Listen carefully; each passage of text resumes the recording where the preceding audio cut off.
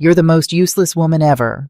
The words cut through the Christmas morning laughter like a blade. I stood up from the dinner table, looked Mia straight in the eye, and said, "Then stop calling me when you need money." What she did next forced me to dial 911 within minutes. I'm glad to have you here. Follow my story until the end and comment the city you're watching from. This story gets much more intense, and I'd love to hear your thoughts in the comments below. Let me back up and tell you how Christmas morning turned into the day that changed everything.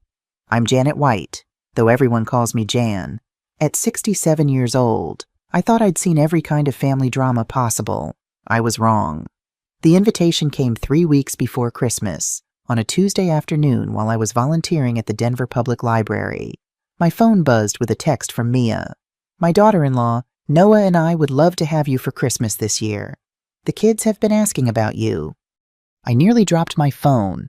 After 2 years of increasingly thin excuses about keeping things small and just doing immediate family, this invitation felt like a sudden thaw in a very long winter. "Are you all right, Jan?" asked Linda, my fellow volunteer. She'd witnessed firsthand how my relationship with Noah's family had deteriorated since Mia came into the picture. "I think so," I replied, staring at the message. "Mia just invited me for Christmas." Linda's eyebrows shot up. "Really? That's unexpected." It was more than unexpected, it was suspicious. But hope is a powerful thing, especially when it comes to family, and I desperately missed my grandchildren. Ethan was 16 now, growing into a thoughtful young man with his father's gentle eyes, and Zoe, at 14, was blossoming into a confident young woman with a passion for art that matched my own at her age. I'd been missing milestones, birthdays, and ordinary moments, all those precious threads that weave a grandmother into her grandchildren's lives. I texted back immediately, "I'd love to come. What can I bring?" Mia's reply came suspiciously fast. "Just yourself, we've got everything covered." This was unlike her. In the past, she'd always assigned me something to bring, only to criticize it upon arrival. Last Thanksgiving, before the invitation stopped altogether, she'd asked me to bring rolls, then commented that store-bought would have been less trouble. When I called Noah that evening to confirm the plans, he seemed genuinely pleased. "Mom, that's great. The kids will be so excited." "Was this your idea or Mia's?" I asked, trying to keep my tone light. A slight pause. "Does it matter? We both want you here." That pause told me everything.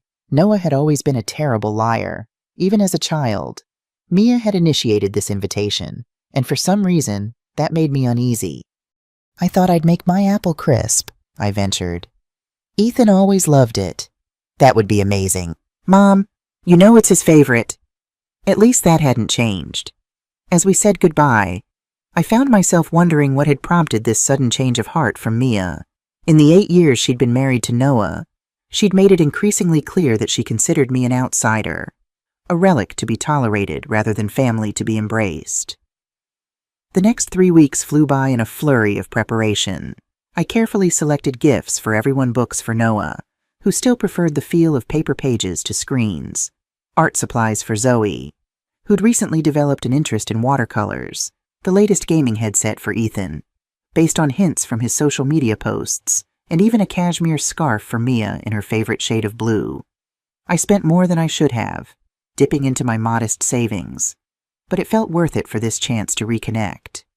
The day before Christmas, I spent 3 hours making the perfect apple crisp, using the recipe that had been passed down from my grandmother. The scent of cinnamon and nutmeg filled my small apartment, bringing back memories of holidays past, when Noah was young and the future stretched before us like an unwritten story. As I carefully placed the covered dish in a basket, alongside a tin of homemade cookies, I allowed myself to hope. Perhaps this Christmas would mark a new beginning. Perhaps Mia had finally decided to let me be part of their family in more than just name. I should have known better. Christmas morning dawned bright and clear, the Denver sky a perfect blue canvas above the snow-covered rooftops. I arrived at their suburban home at exactly 10 Hoosiers as requested, my arms loaded with gifts and food, my heart racing with anticipation. The house looked like something from a holiday magazine, twinkling lights outlining the roof, a professionally decorated wreath on the door, and through the windows, I could see the glow of their Christmas tree. The perfection was intimidating, making me suddenly conscious of my well-worn coat and sensible shoes. Before I could ring the doorbell, the door flew open and there stood Zoe, her dark curls bouncing as she jumped up and down. "Grandma Jan," she squealed, launching herself into my arms with such force that I nearly lost my balance. "You came?" "Of course I did, sweetheart," I laughed, juggling my packages to return her hug. "I wouldn't miss it for the world." Ethan appeared behind her, trying to maintain the cool detachment that teenagers consider essential, but I caught the smile he couldn't quite suppress. "Hey, Grandma," he said, taking the basket from my arms. "Is this your apple crisp?" "It certainly is," I confirmed. "Made it just for you." His face lit up, teenage dignity forgotten. "Awesome, nobody makes it like you do." The warmth of their welcome eased some of my anxiety.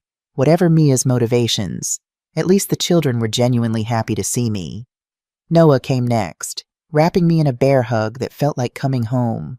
My son, my only child. The center of my world since his father died when he was just 10 years old. We'd been through so much together, just the two of us against the world. When had that changed? When had we become strangers who exchanged pleasantries and avoided real conversation? "Merry Christmas, Mom," he said, his voice muffled against my hair. "I'm so glad you're here." "Merry Christmas, sweetheart," I replied, studying his face as we pulled apart. He looked tired. I thought there were new lines around his eyes, a tightness to his smile that hadn't been there before. "Noah, don't keep Janet standing in the doorway," came Mia's voice from inside. "It's freezing out there." And there she was, framed in the hallway light, tall, slender, and impeccably dressed in a festive red sweater that probably cost more than my entire outfit. Mia Turner White, former marketing executive, now full-time mother and homemaker, and the woman who had systematically pushed me to the periphery of my son's life. "Margaret," she said with a smile that didn't quite reach her eyes. "So glad you could make it.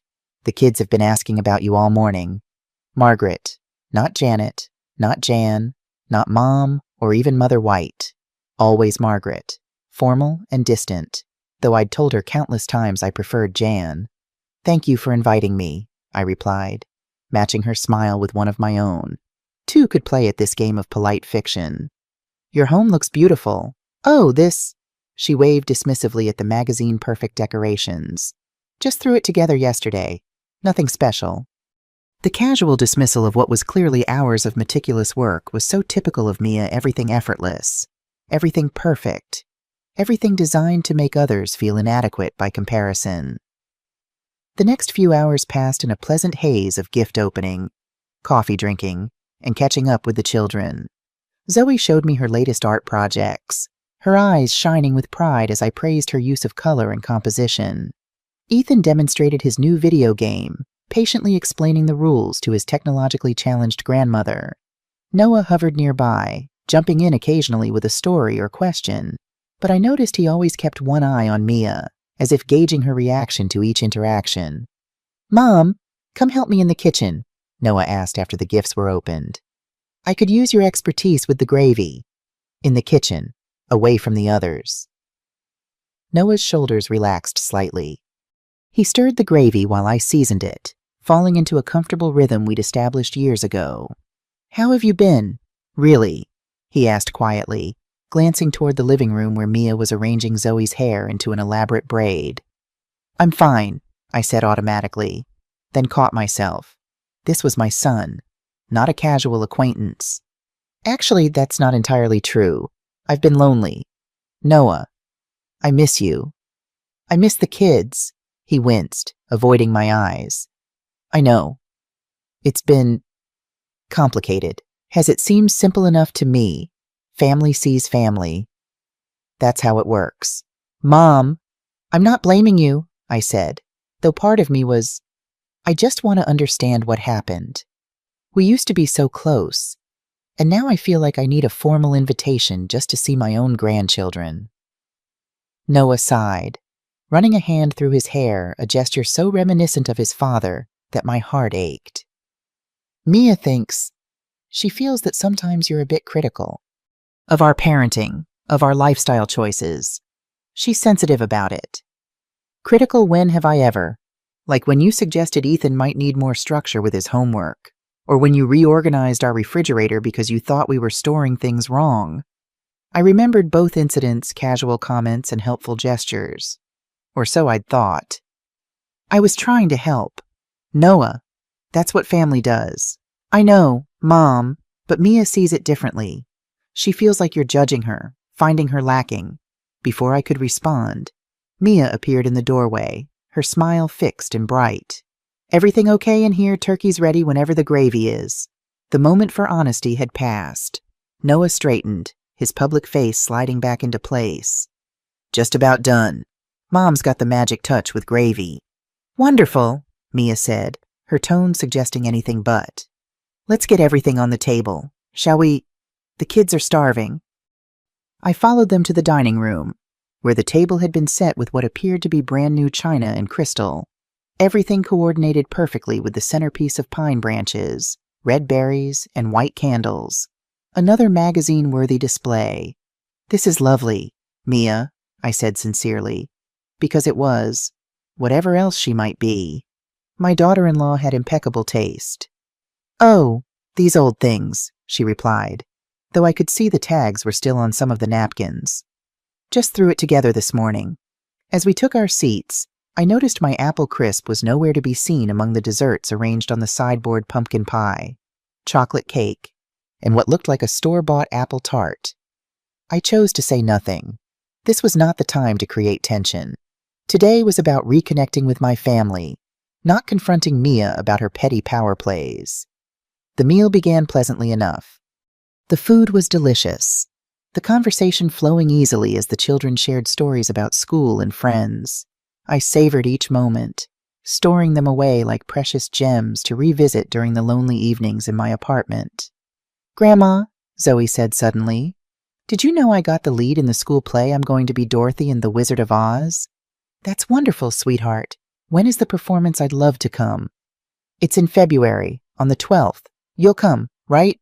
I glanced at Mia, who was cutting her turkey with precise movements, her expression unreadable.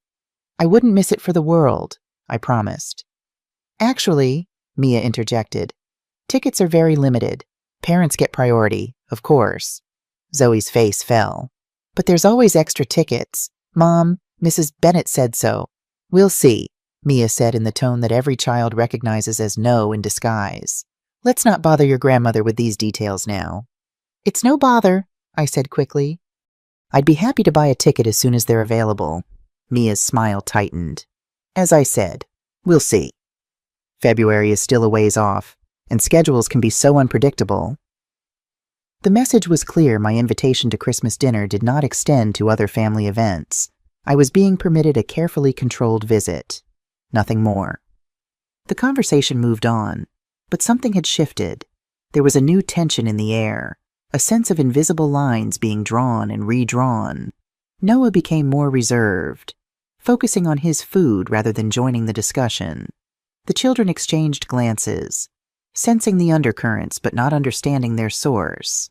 As the meal wound down, Ethan looked at the dessert table and then at me.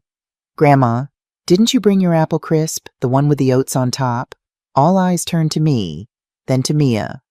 I did, I said simply, not wanting to put anyone on the spot. So can we have some? Ethan pressed, starting to stand up. That's my favorite. Sit down, Ethan, Mia said sharply. We have plenty of dessert options already on the table. But Grandma's apple crisp. I said sit down. The silence that followed was deafening.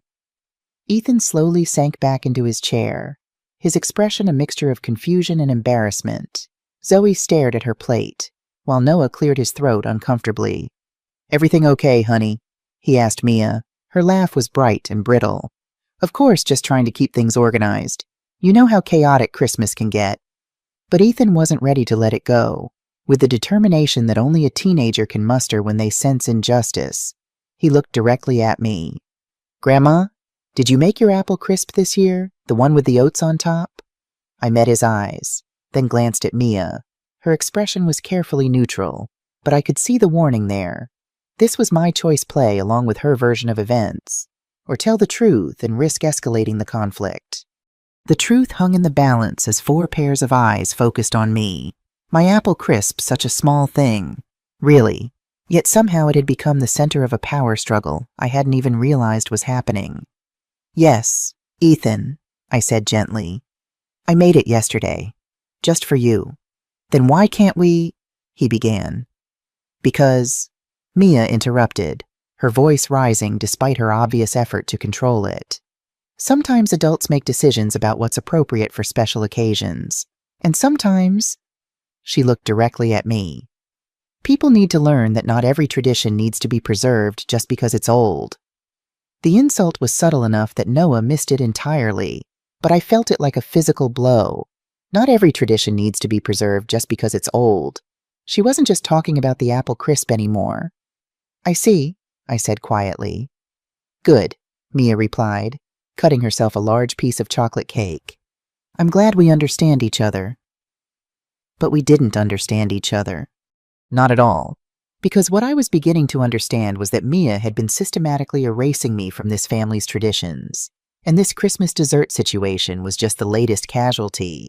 I thought back over the past year, how many family gatherings had I been excluded from with vague excuses about keeping things small? How many times had Noah mentioned events after the fact, apologizing for the oversight of not inviting me? How often had I been told that the kids were too busy with school and activities to visit, when I could see from their social media that they had plenty of time for other relatives? The realization settled in my chest like a cold weight. This wasn't about apple crisp. This wasn't even about today. This was about Mia's systematic campaign to minimize my presence in their lives while still maintaining access to my financial support when convenient. After dinner, I volunteered to help clean up, hoping for a chance to speak privately with Noah, but Mia had orchestrated the post-meal activities with military precision. Noah was sent to the garage to work on some project with Ethan. Zoe was dispatched upstairs to organize her new clothes, and I found myself alone in the kitchen with Mia. Perfect. This was exactly what she'd wanted. I suppose you're proud of yourself, she said without preamble, scraping plates with more force than necessary. I'm not sure what you mean. The little scene at dinner, making me look bad in front of the children. Very mature. Margaret. I set down the serving dish I'd been carrying to the sink. Mia, I need to understand what's happening here. I feel like I'm missing something important. She turned to face me, abandoning all pretense of politeness. What you're missing is the fact that this is my family, my home, my children, and I'm tired of pretending that your constant presence and interference are welcome. Noah is my son. Noah is my husband, she countered, her voice like ice. Those children are mine. This house is mine. And I decide who gets to be part of our family celebrations and who doesn't. The possessiveness in her voice was startling, as if Noah and the kids were objects to be owned rather than people with their own relationships and feelings. You can't just erase me from their lives because you feel threatened, I said, surprised by my own boldness. Mia laughed, a sound devoid of humor. Threatened by you, Margaret. Look at yourself. You're 67 years old. You live alone in that little apartment, and the only reason anyone pays attention to you is because you write checks. Do you really think I'm threatened by that? Each word was chosen to inflict maximum damage, and they hit their target with devastating accuracy. But something inside me rebelled against accepting this cruel assessment. If that's really how you see me, then why do you keep accepting my money for the first time since the conversation began? Mia looked genuinely uncomfortable. That's different. How is it different? Family helps family. You said so yourself, but I'm only family when you need something from me. Mia turned back to the sink, her shoulders tense. You don't understand the pressure we're under. Noah's job is demanding. The mortgage is expensive. The kids have needs. When you offer to help, we accept because we have to. But that doesn't mean we have to pretend we enjoy having you hover over every decision we make. The honesty was brutal, but at least it was honest. For years, I'd been telling myself that my financial contributions were appreciated, that they came from a place of love and were received with gratitude. Now I understood the truth. They were tolerated as a necessary evil, and my presence was the price Mia paid for access to my bank account. So what do you want from me? Mia, do you want me to keep writing checks and stay away from family gatherings? Would that make you happy? She considered this seriously, which told me everything I needed to know. I want, she said finally, for you to stop pretending that we're all one big happy family. I want you to accept that your role in our lives is limited. And I want you to stop making Noah feel guilty every time we don't include you in something. I've never made Noah feel guilty about anything. Haven't you? What about that phone call last month when you told him how lonely you were during Emma's birthday party? What about the time you mentioned how quiet your Thanksgiving was after we decided to go to my sister's instead? You may not realize you're doing it, but you are. I stood in that kitchen listening to Mia's litany of my supposed crimes and felt something shift inside me. Not sadness, not anger, but a peculiar clarity. Like someone had just turned on a bright light in a room where I'd been stumbling around in the dark for years. You're right, I said quietly. Mia looked surprised. She'd clearly been prepared for an argument, not capitulation. You're absolutely right. I have been making assumptions about my place in this family. I assumed that because I love Noah and those children, that love was reciprocated in the same way. I assumed that my contributions were appreciated rather than simply tolerated. I assumed I was wanted rather than merely useful. Mia's expression was wary now, as if she sensed a trap. But you know what? Mia, you've just given me the most valuable gift I could have asked for this Christmas. You've given me the truth. And now that I know where I stand, I can make some adjustments. What kind of adjustments? I smiled. And there must have been something unsettling about that smile because Mia actually took a step back. Well, let's start with the obvious one. If my role in this family is purely financial, then we should probably treat it like the business arrangement it apparently is. No more random gifts, no more emergency loans, no more assumptions about what family owes each other. Margaret, that's not what Isn't it? You just told me that you accept my money because you have to, not because you want to. You told me that my presence is the price you pay for my financial help. So let's eliminate that price, shall we? From now on, if you need money, you can ask for it directly. No more family gatherings. No more pretending we all enjoy each other's company. Just business. Mia's face had gone pale. You're being ridiculous. I never said... You said exactly that. Mia, you told me I don't understand the pressure you're under. That you accept my help because you have to. Well, now you won't have to anymore. You can find other ways to manage your pressure. The sound of footsteps in the hallway interrupted our conversation. Noah appeared in the doorway, Ethan right behind him. How are my favorite ladies doing? Noah asked with forced cheer. He could obviously sense the tension, even if he didn't understand its source. Just having a nice chat, Mia said quickly. About holiday traditions and changes. I looked at my son, this man I'd raised and loved and supported for 42 years, and wondered when he'd become so adept at avoiding uncomfortable truths. When had he learned to accept Mia's version of reality without question? When had he stopped being curious about my feelings or well-being? Dad, Ethan said suddenly, Mom won't let us have Grandma's apple crisp. It's in the pantry, but she says we can't eat it. Noah looked confused. Apple crisp, Mom. Did you bring apple crisp? She did. Ethan pressed on with teenage persistence. But Mom said it wasn't appropriate for Christmas dinner. I watched Noah's face as he processed this information. I could see him trying to figure out how to navigate between his wife's wishes and his confusion about why apple crisp would be inappropriate for any family meal. Well, he said finally, maybe we can have it later as a midnight snack or something. It was a diplomatic answer, but it revealed everything about the dynamic in this house. Mia made the decisions, and Noah found ways to work around them without direct confrontation. Actually, I said, reaching for my purse, I think I should head home. It's been a long day, and I'm feeling a bit tired.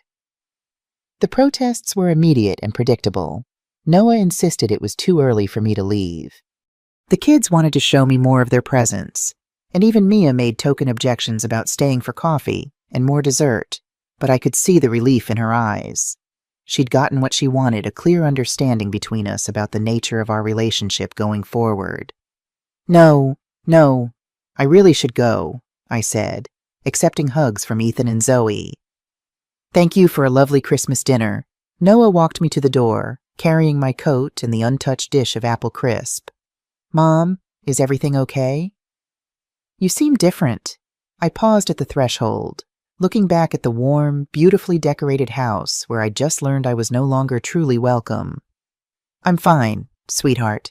Just thinking about some changes I might need to make in the new year. What kind of changes? Oh, nothing dramatic, just reassessing some things, priorities, you know. Noah's expression was concerned, but not alarmed. After all, his 67-year-old mother talking about reassessing priorities probably seemed like normal aging behavior, not the beginning of a complete restructuring of our relationship. If you need anything, you know you can call, right? Of course, I agreed, though we both knew that calling had become increasingly pointless over the past few years. My calls were answered with polite conversation and quick excuses to end the chat. I drove home slowly, taking the long way through neighborhoods decorated with Christmas lights and inflatable lawn ornaments. Families were visible through lit windows, gathered around dinner tables and Christmas trees. And I wondered how many of those scenes were as dysfunctional as the one I'd just left. Back in my small apartment, I sat at my kitchen table with a cup of tea and began making a list. Not a to-do list or a grocery list, but an accounting of sorts every loan I'd made to Noah and Mia over the past 5 years, every emergency payment, every temporary help with bills, every gift that had been substantial enough to impact my own budget. The total was staggering more than I'd realized, certainly more than I could afford to continue if I wanted to maintain my own financial security in retirement. But the money wasn't really the issue. Money could be earned back, budgets could be adjusted. And at my age, I didn't need much to be comfortable. The real issue was dignity, self-respect, the ability to look at myself in the mirror and recognize the person looking back. For too long, I'd been buying tolerance by calling it love. I'd been accepting scraps of attention and calling it family closeness. I'd been enabling Mia's control and calling it keeping the peace. That ended today. My phone rang as I was finishing my calculations. Noah's name appeared on the screen, and I felt my stomach clench. No doubt Mia had sent him to smooth things over to make sure my feelings weren't too hurt, to ensure that the financial pipeline wouldn't be disrupted. I let it go to voicemail, but when it rang again immediately, and then a third time, I finally answered. Mom, thank God. Listen, there's been a situation here. Mia, she's called the police. My blood went cold. What happened? She says you threatened her, says you made statements about cutting off contact with the family and that she feels unsafe. The officers are here now, and they want to speak with you. The world tilted sideways. After everything that had happened today, after all the cruel words and calculated humiliations, Mia was playing victim and she was using the police to do it. 20 minutes later, I was sitting in my own living room answering questions from Officer Tanya Robinson, a no-nonsense woman in her 40s who looked like she'd seen every kind of family drama imaginable. Mrs. White, your daughter-in-law claims you made threatening statements about cutting off all contact with the family, and that your behavior today was erratic and concerning. Can you tell me your version of what happened? I almost laughed. After years of Mia's manipulation, she'd finally overplayed her hand. Because there's one thing about being 67 years old with a clean record, police officers tend to listen when you speak calmly and rationally. Officer Robinson, Mia told me today that my role in the family is purely financial. She explained that they tolerate my presence because I help with their expenses, but that they don't actually enjoy having me around. When I said I understood and would adjust my expectations accordingly, she apparently interpreted that as a threat. Officer Robinson made notes. What kind of financial help are we talking about? I pulled out the list I'd been making when Noah called. Over the past 5 years, I've provided approximately $43,000 in loans and gifts, mortgage payments, car repairs, children's expenses, none of which I've ever asked to be repaid. The officer's eyebrows rose slightly. That's substantial, and you never expected repayment. I'm a mother, Officer Robinson. I help my family because I love them. Or at least I thought that's what I was doing. Today I learned I was actually paying for the privilege of being treated poorly. Officer Robinson studied me for a long moment. Mrs. White, I need to ask directly, did you make any statements that could be interpreted as threats? I told Mia that if our relationship was purely financial, we should treat it as such. No more family gatherings where I'm barely tolerated. No more pretending we all enjoy each other's company. If they need money, they can ask directly, but I won't continue subsidizing people who clearly resent my presence. That doesn't sound like a threat to me. It wouldn't be to a reasonable person, but Mia isn't reasonable. She's been systematically isolating me from my son and grandchildren while maintaining access to my bank account. Today, when I finally understood what was happening and said I wouldn't continue enabling it, she panicked. Officer Robinson closed her notebook. Mrs. White, I'm not seeing any evidence of threatening behavior here. It sounds like a family disagreement about boundaries and financial arrangements. However, I do need to document this call for the record. After she left, I sat in my quiet apartment and realized something profound. I wasn't devastated. I wasn't heartbroken or confused or desperate to fix things with Mia. I was angry cleanly, purely angry in a way I hadn't allowed myself to be in years. Mia had made a critical error. By calling the police, she'd forced this conflict into the open where it could be examined objectively, and under objective examination, her position looked exactly like what it was: manipulative, cruel, and unsustainable. My phone buzzed with a text from Noah. Mom, I'm sorry about the police thing. Mia was upset and overreacted. Can we talk tomorrow and sort this out?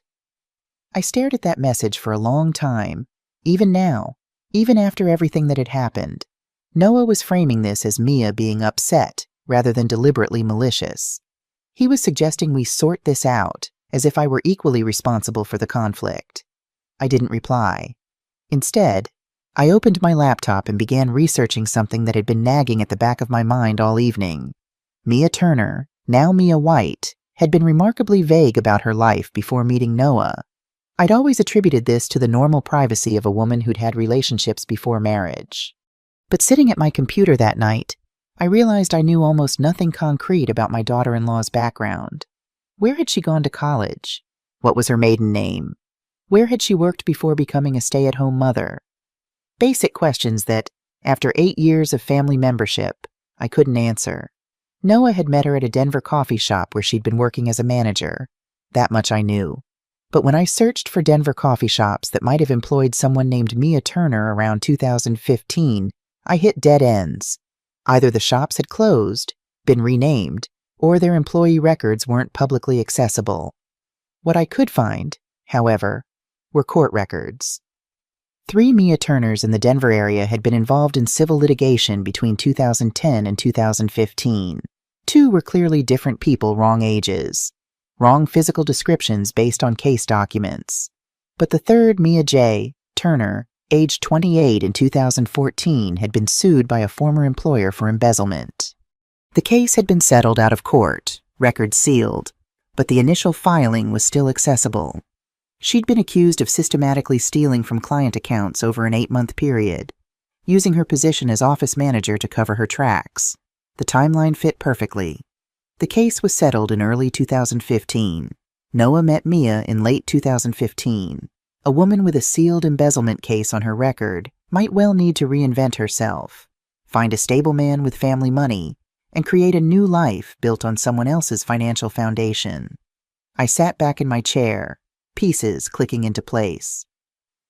Mia's insistence on managing all the household finances, her detailed knowledge of our family's financial situation information that had to come from Noah, but which she wielded with surprising precision, her systematic isolation of me from family activities while maintaining access to my financial support.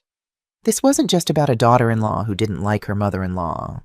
This was about a woman with a history of financial manipulation who'd found the perfect setup: a generous husband with a wealthy mother, both too trusting to ask hard questions about her past. But I needed more evidence before I could act on these suspicions, and I needed to understand exactly how deep Mia's manipulation went. The next morning, I called my bank and requested copies of all checks I'd written to Noah or Mia over the past 5 years. Then I called my financial advisor, Marcus, and asked him to walk through my account activity, particularly any large withdrawals that might have been made to help my family. "Is everything all right, Jan?" Marcus asked, concern evident in his voice. We'd worked together for over a decade. and he knew how important my family was to me. I'm not sure, I admitted. I just need to get a clear picture of exactly how much I've been giving them. Give me an hour to pull everything together, he promised. While waiting for Marcus to call back, I made myself breakfast toast and coffee. My usual simple fare. The contrast between my modest apartment and Noah and Mia's showcase home had never felt more stark. I'd chosen to live simply after James died, putting most of our savings toward Noah's education and future. It had seemed the right choice at the time. Now I wondered if I'd made myself too vulnerable by prioritizing his needs over my own security. When Marcus called back, what I learned made my blood run cold. According to my records, I'd been far more generous than even I had realized.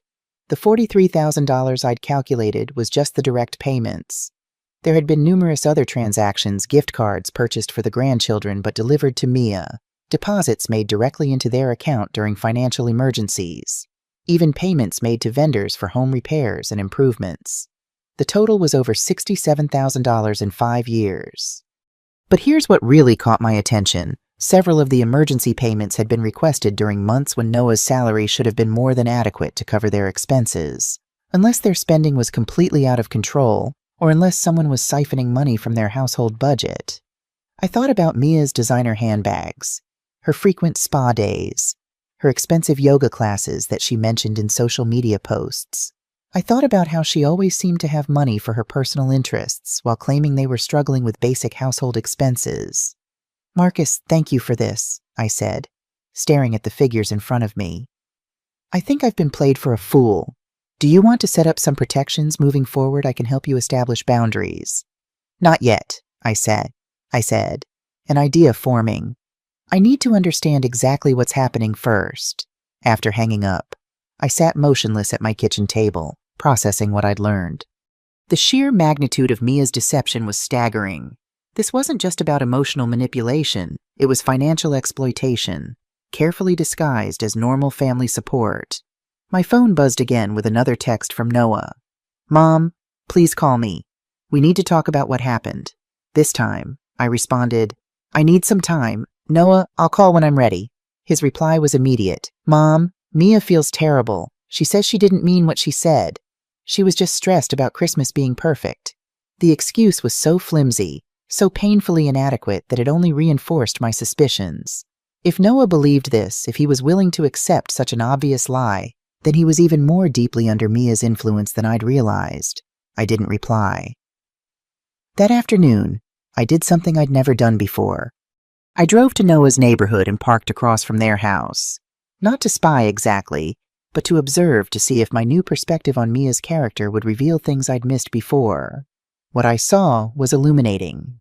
At 2:30, a delivery truck arrived, not a standard package delivery, but a furniture truck from an expensive boutique store downtown. 2 men unloaded what appeared to be a dining room set table, chairs, and a sideboard that looked like it cost more than most people's cars. 30 minutes later, Mia's car pulled into the driveway. She got out carrying shopping bags from Nordstrom, Anthropologie, and several other upscale retailers. This was a Tuesday afternoon in late December, right after Christmas, and she was on a major shopping spree. I remembered the conversation from yesterday, how Mia had mentioned the pressure they were under, the expensive mortgage, Noah's demanding job, how they had to accept my financial help because of their circumstances. Yet here she was, spending what looked like thousands of dollars on furniture and clothes less than 24 hours after playing the victim to police officers about our family disagreement. My phone rang. Noah's name appeared on the screen, and this time I answered. Mom, I'm glad you picked up. We need to talk about what happened yesterday. Mia's really upset, and I think there are some misunderstandings we need to clear up. Noah, where are you right now?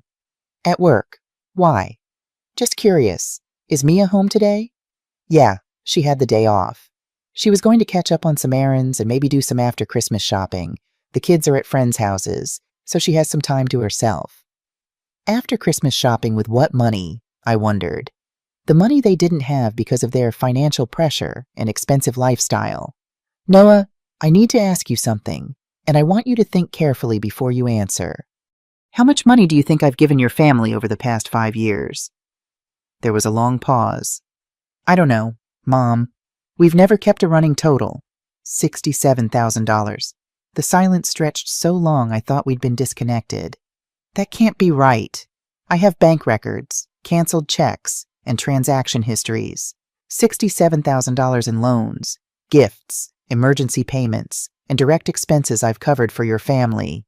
Mom, even if that number is accurate, you've never made us feel obligated, haven't I? According to Mia, that money comes with strings attached. According to her, you both feel obligated to include me in family activities because of my financial contributions.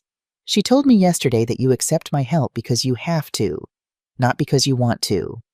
Another long silence. She said a lot of things, Mom, but what concerns me most is that she asked you to call me today to sort this out. Not because she feels bad about how she treated me, but because she's worried I might stop writing checks. That's not Mom. You're making this sound more calculated than it is. Tell me something. Noah, when was the last time Mia suggested including me in a family activity? Not when you suggested it, but when she initiated the invitation. I could hear him thinking, searching his memory for an example that would prove me wrong. Yesterday. Christmas dinner was her idea. And how did that work out? That evening, I received a phone call that changed everything. The caller identified herself as Detective Sarah Davis from the Denver Police Department's Financial Crimes Unit. Mrs. White, I understand you've been researching someone named Mia Turner. Can I ask why you're interested in her? My heart stopped. Who is this really, ma'am? I'm a detective with Denver PD. Your internet searches triggered some alerts in our system.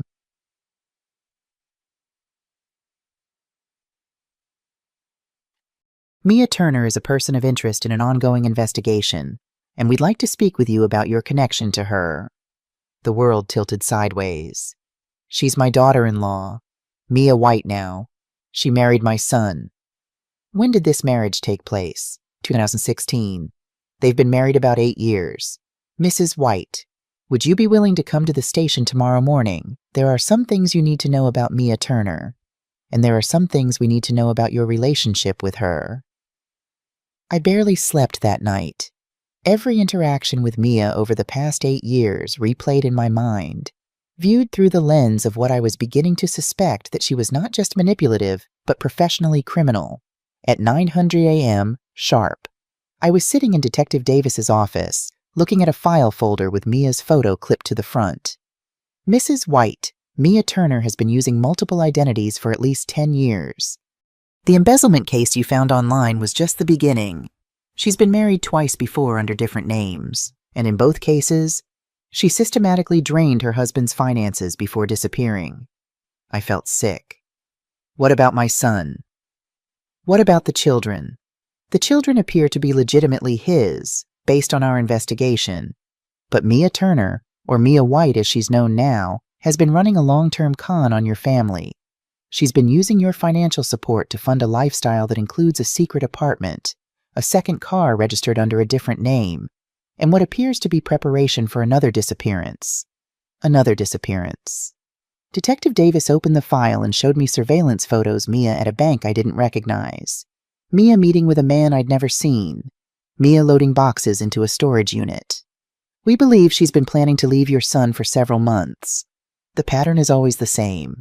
She establishes herself with a financially stable family, extracts as much money as possible, and then vanishes with whatever assets she can liquidate. But the children in her previous marriages, she left behind the children. They weren't biologically hers in those cases, but she'd been their stepmother for years. She has no problem abandoning children when it suits her purposes. I stared at the photos, thinking about Ethan and Zoe, about how devastated they would be if Mia simply vanished from their lives. But then I thought about something else. Detective, if you know all this, why haven't you arrested her? We've been building a case, but we needed more evidence of active fraud. Your research yesterday, combined with the information you can provide about the money she's taken from your family, gives us what we need to move forward. What do you want me to do? Detective Davis leaned forward. Mrs. White, we want you to help us catch her in the act. The plan was elegantly simple. I would approach Mia with an offer she couldn't refuse, a substantial early inheritance that I wanted to give to the family for tax purposes. The amount would be large enough to trigger her greed, but structured in a way that would require her to reveal her hidden accounts and financial preparations. It took 3 days to set everything up. During that time, I had to act normally, taking Noah's calls and pretending nothing had changed. The hardest part was not warning him about what was coming. Detective Davis had insisted that for the operation to work, Noah couldn't know what we were planning. On Friday morning, I called Mia directly. "Mia, I'd like to speak with you about something important. Could you meet me for coffee this afternoon?" She sounded surprised, but agreed. We met at a neutral location, a coffee shop in downtown Denver, where Detective Davis and her team could monitor our conversation. "Mia, I've been thinking about our conversation on Christmas Day, and you were right about several things. I have been too involved in your family's business, and I haven't been respectful of your boundaries." She looked suspicious, but nodded. "I appreciate you saying that. Janet, I want to make amends, and I want to do something that will benefit your family's future without requiring my ongoing involvement." I pulled out a folder prepared by the detective team. "I'm prepared to give Noah and the children a substantial gift, $200,000, but I want to do it in a way that minimizes tax implications." Mia's eyes lit up, but she tried to hide her excitement. "That's very generous. There are some complications with transferring that much money, particularly since some of it would need to go into accounts that aren't jointly held. I'll need information about all your family's accounts, including any personal accounts you might have for managing household expenses." This was the moment. If Mia was legitimate, she'd suggest involving Noah in these discussions. If she was running a con, she'd try to handle this herself to maintain control. "I can provide that information," she said quickly. "Noah's so busy with work, and honestly, I handle all our financial planning anyway. It would be easier if we could just work directly together on this." "Perfect. I'll need account numbers, routing information, and verification of balances for tax documentation purposes." Over the next 20 minutes, Mia provided details about not just their joint accounts, but 3 additional accounts I'd never heard of. She also mentioned investment accounts and a business account for a consulting company I didn't know she owned. What she didn't know was that our entire conversation was being recorded, and that Detective Davis was watching from a table across the cafe. "There's just one more thing. Mia, the transfer will need to happen quickly within the next few days to meet the tax deadline. Can you make sure all these accounts are ready to receive funds?" "Absolutely." Mia reached across the table to squeeze my hand. "Janet, I want you to know I think we got off on the wrong foot at Christmas. This is exactly the kind of fresh start our family needs." As I walked to my car after the meeting, Detective Davis called me. "Mrs. White, we got everything we needed. 3 of those accounts she mentioned are under false names, and one of them has been receiving regular transfers from your family's joint account. We'll be making arrests tomorrow morning." That night, I couldn't sleep. The knowledge of what was coming weighed heavily on me. Tomorrow, my son's world would implode. The woman he loved or thought he loved would be revealed as a fraud, a con artist who had been systematically stealing from him and planning to abandon their family. Part of me wanted to warn him, to give him time to prepare, but Detective Davis had been clear any warning could jeopardize the operation and might give Mia time to destroy evidence or flee. So I lay awake, staring at the ceiling, and thought about the signs I'd missed over the years, the inconsistencies in Mia's stories about her past, the way she deflected personal questions by changing the subject, her insistence on handling all financial matters, her determination to isolate Noah from me and from others who might see through her facade. I'd attributed it all to normal personality quirks, to the tensions that often exist between mothers-in-law and daughters-in-law. I'd made excuses, looked the other way, all in the name of keeping the peace and maintaining access to my grandchildren. Never once had I considered that I was dealing with a professional con artist. Around 3 a.m., I gave up on sleep and made myself a cup of tea. I sat at my kitchen table with old photo albums spread before me, pictures of Noah as a baby, as a toddler, as a gangly teenager, pictures of James and me on our wedding day, both of us young and filled with hope for the future, pictures of the 3 of us as a family. Before cancer took James and left Noah and me to navigate life alone. I wondered what James would think of all this. He'd always been the more perceptive one in our relationship, better at reading people's true intentions.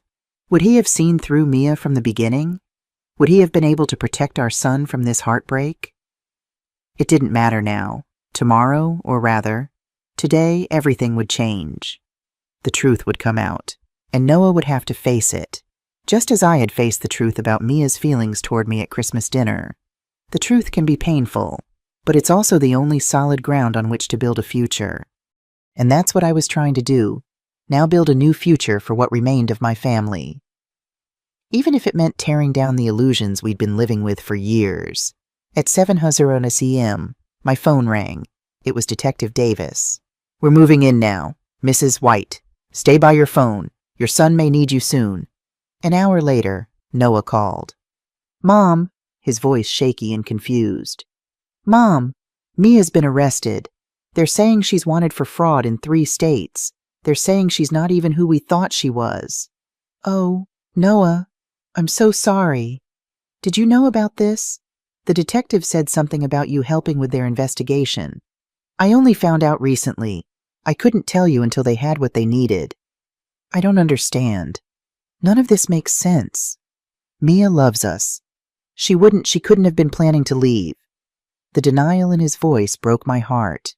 It would take time for him to accept the truth, to see the full extent of Mia's deception. "Where are the children?" I asked, practicality taking over. "At school. I didn't tell them anything yet. I don't know what to say." "I'm coming over," I said, already reaching for my purse. "We'll figure this out together." When I arrived at their house, Noah looked like a shell of himself, pale, disheveled, his eyes red-rimmed from shock and disbelief. He let me in without a word, then stood in the middle of the living room, looking lost in his own home. "They took her away in handcuffs. Mom, in front of the neighbors. They're searching the house now, looking for evidence." Sure enough, I could see police officers moving methodically through the rooms, opening drawers, examining documents. Detective Davis explained some of it. Noah continued, running a hand through his hair. "Mia's real name isn't even Mia Turner. It's Alexis Peterson. She's wanted in Arizona and Florida for similar schemes. She's been married before twice. Did you know that she told me I was her first husband?" Each revelation seemed to hit him anew. Each lie uncovered another blow to his understanding of the past 8 years. "She has another apartment," he said, his voice hollow. "Here in Denver. Fully furnished. Ready to go. And a car. And fake IDs. She was planning to leave us. Mom. She was going to take everything and just disappear." I guided him to the couch and sat beside him, taking his hand in mine. It felt like when he was a child and came to me with skinned knees or hurt feelings, except this wound went much deeper than anything I could fix with a bandage or a hug. "I feel so stupid," he whispered. "So blind. How did I not see it? She's a professional. Noah, this is what she does. She finds good people with resources and exploits them. You're not the first, and you wouldn't have been the last if she hadn't been caught. But 8 years, Mom. 8 years of my life with someone who was never real." I didn't know what to say to that. There was no comfort I could offer that wouldn't sound hollow in the face of such profound betrayal. What am I going to tell the kids? That was the hardest question of all. How do you tell children that their mother, the person they've trusted and loved all their lives, is not who they thought she was, that she was preparing to abandon them, that their entire family life has been built on a foundation of lies? "We'll find a way," I promised. Together, Detective Davis approached us, a folder in her hand. "Mr. White, we found documentation of at least 12 accounts in different names, all tied to your wife. We've also found evidence that she was planning to leave the country next month, a one-way ticket to Bali under yet another name. Barbara Collins." Noah closed his eyes, absorbing this new blow. "What happens now?" I asked. "She'll be arraigned tomorrow. Given the multiple jurisdictions involved in the flight risk, I expect she'll be held without bail. This is going to be a complex case, but with the evidence we've gathered, including your assistance, Mrs. White, we have a very strong case against her." After the detective left, Noah and I sat in silence for a long moment. "The kids will be home in a few hours," he said finally. "I need to pull myself together before then. Do you want me to stay? To help explain?" He nodded, vulnerability written across his face. "Please, I don't think I can do this alone." In that moment, something shifted between us, a return to the closeness we'd once had, before Mia came between us. It wasn't a celebratory moment. There was no triumph in watching my son's heart break, even if it meant the end of Mia's manipulation. But there was a quiet recognition that we were family, real family, and that we would face this crisis together, just as we'd faced others in the past. "They're going to be devastated," Noah said, thinking of his children. "Yes," I agreed, not sugarcoating the truth. "But they're strong. Noah, they get that from you. And they have us, both of us, to help them through this." For the first time since I'd arrived, Noah's expression softened slightly. "Both of us," he repeated. "I'm sorry, Mom, for everything. For how I let her come between us. For not seeing what was happening." "You have nothing to apologize for," I told him. "You loved her. You trusted her. That's not a flaw. Noah, that's what makes you who you are."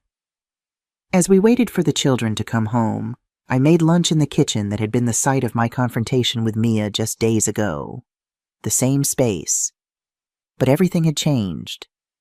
I thought about the apple crisp, such a small thing, yet it had been the catalyst for all that followed.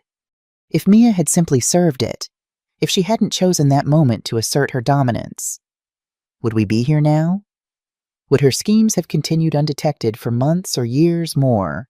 Sometimes the smallest actions have the largest consequences. A hidden dessert had led to a confrontation, which led to a police call, which led to an investigation, which led to the unraveling of an elaborate fraud that spanned years and states. And now, in the wreckage of all those revelations, my son and I were finding our way back to each other. The next morning, I got the call I'd been waiting for. Brian, his voice shaky and confused. "Mom, Mia's been arrested. They're saying she's wanted for fraud in 3 states. They're saying she's not even who we thought she was." That afternoon, sitting in my quiet apartment with a cup of tea and my apple crisp, finally served at the right temperature, I reflected on how completely my life had changed in 1 week. Mia was in custody, facing charges that would likely keep her away from any family for a very long time. Noah was devastated, but beginning to understand the scope of how he'd been manipulated. The children were confused, but safe, and slowly learning that their grandmother had helped protect them from something they were too young to fully understand. Most importantly, I had my dignity back. I'd stopped being a victim and started being someone who refused to accept unacceptable treatment. At 67 years old, I'd learned that it's never too late to stand up for yourself. And sometimes the best revenge is simply refusing to be anyone's victim ever again. The arraignment was held on a cold January morning, the sky heavy with snow that refused to fall. I sat in the courtroom beside Noah, both of us tense as we waited for Mia or Alexis, or whoever she really was, to appear. The children were with Linda, my neighbor and friend. We'd decided they shouldn't witness this part of the process. They'd been told a simplified version of the truth, that their mother had done some bad things and would be going away for a while.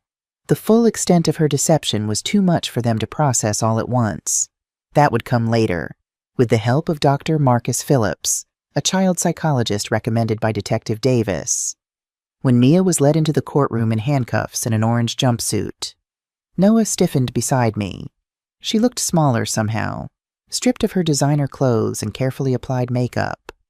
Her eyes scanned the courtroom, landing on us with a jolt of recognition. For a moment, her mask slipped, and I saw naked calculation in her expression before she quickly composed her features into a look of wounded innocence.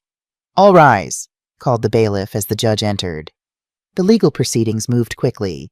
Mia was charged with multiple counts of fraud, identity theft, and embezzlement across 3 states. The prosecutor outlined the scope of her crimes. 2 previous marriages ended in financial ruin for her ex-husbands, multiple identities used to open credit accounts, businesses defrauded through her various office management positions. "Your Honor, The defendant presents an extreme flight risk, the prosecutor argued.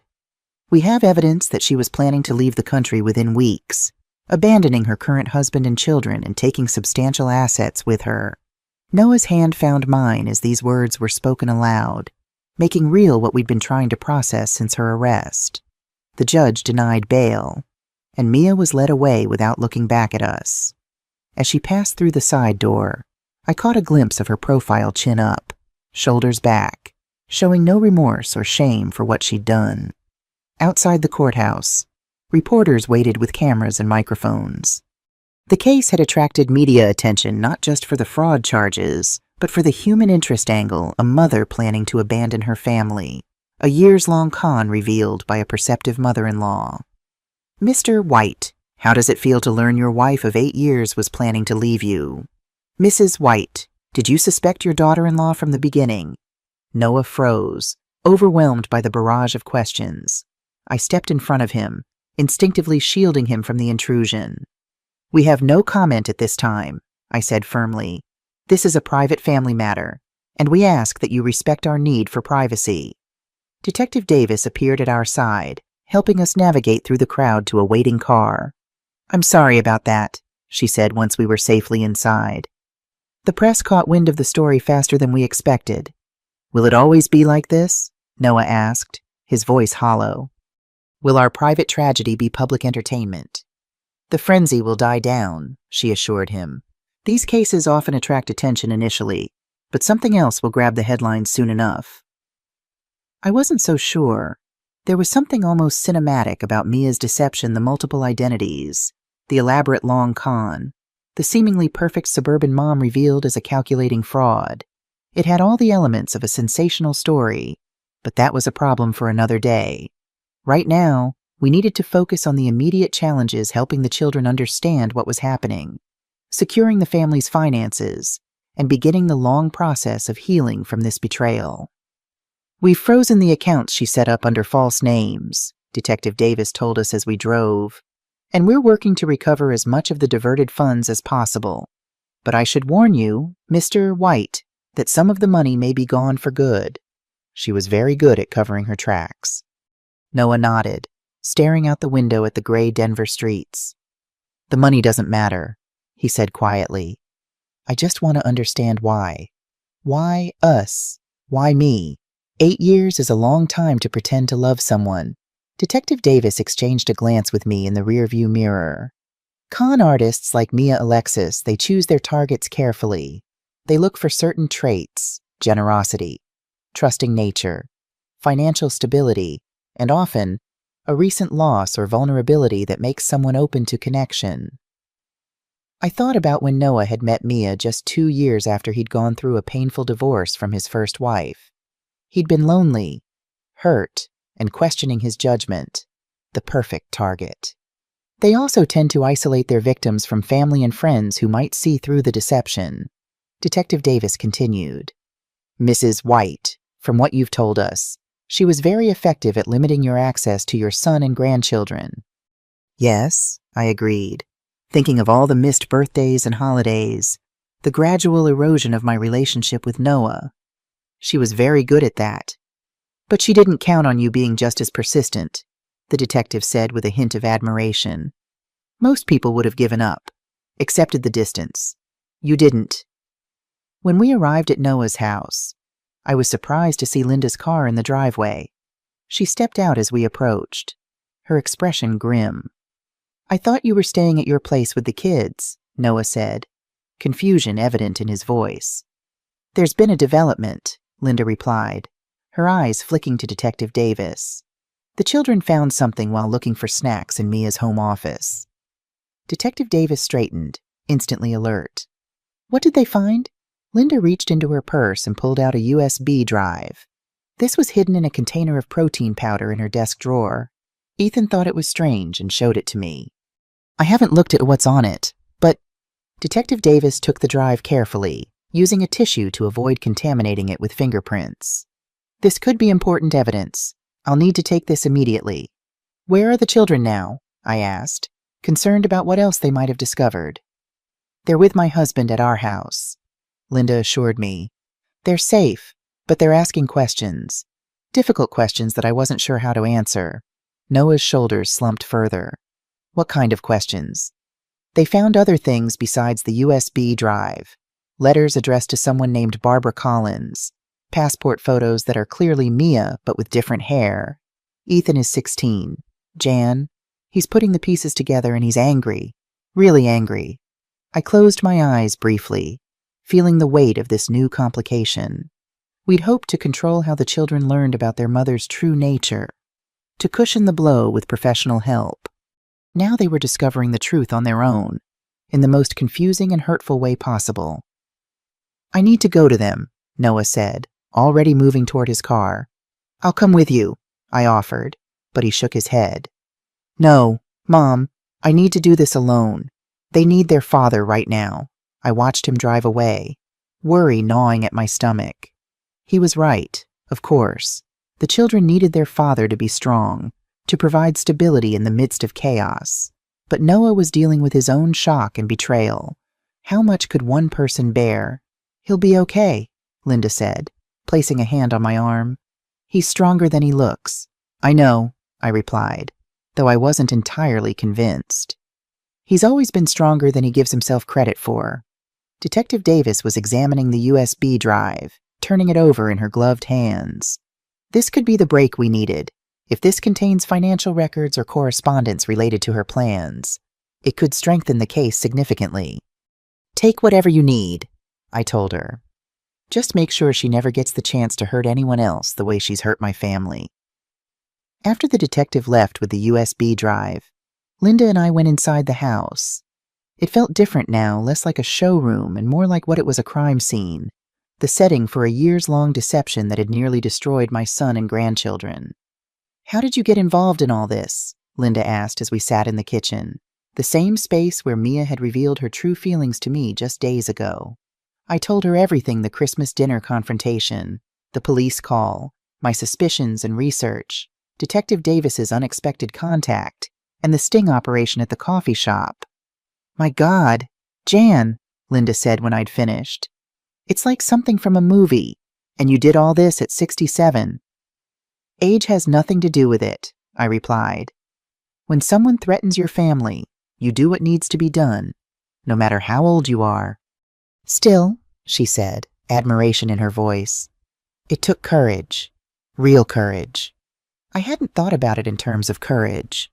I'd been operating on instinct, on the primal need to protect my son and grandchildren from harm. But looking back on the past week, I suppose there had been moments that required a certain kind of bravery confronting Mia in this kitchen, agreeing to the sting operation, sitting in that courtroom today. I just did what any mother would do, I said finally. Linda smiled, reaching across the table to squeeze my hand. No, Jan, you did what a remarkable mother would do. There's a difference. The days following Mia's arraignment blurred together in a haze of legal meetings, financial investigations, and emotional aftershocks. Noah moved into my apartment temporarily, unable to stay in the house, filled with memories of his fraudulent marriage. The children split their time between Linda's home and mine, our small spaces suddenly alive with the sound of teenage footsteps and hushed conversations. Ethan took the news the hardest. At 16, he understood enough to feel the full weight of the betrayal.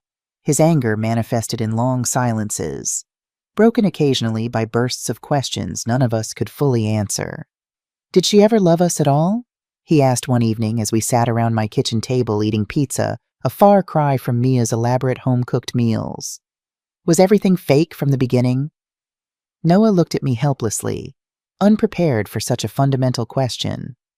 I don't think anyone can pretend completely for 8 years, I said carefully.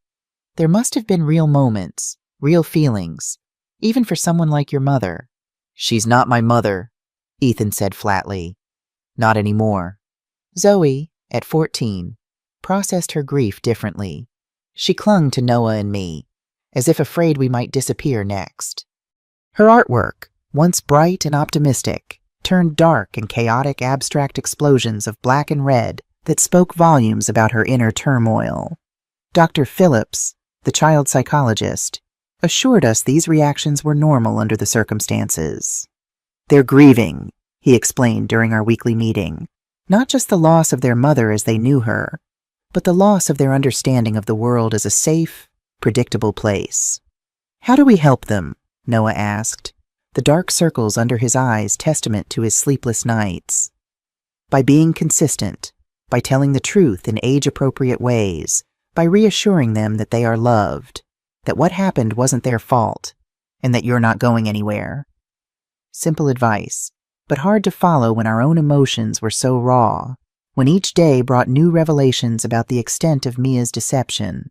The USB drive Ethan had found turned out to be a goldmine for the prosecution. It contained detailed records of accounts under various names, copies of false identification documents, and most disturbingly, a meticulous exit plan that included methods for liquidating assets and transferring funds overseas. She'd been planning this for at least a year, Detective Davis told us during one of her now regular visits. The level of detail is remarkable. She had contingency plans for everything, including what to do if you discovered her preparations before she was ready to leave. Which was what? Noah asked, morbid curiosity evident in his voice. Detective Davis hesitated. Mr. White, I'm not sure this information is helpful for your healing process. I need to know, he insisted. No more secrets, no more being kept in the dark, she sighed. She had a file labeled Emotional Leverage. It contained detailed notes about your vulnerabilities, your insecurities, even scripts for conversations designed to make you doubt your own perceptions if you became suspicious. Noah's face went white. She had it all planned out. Every manipulation.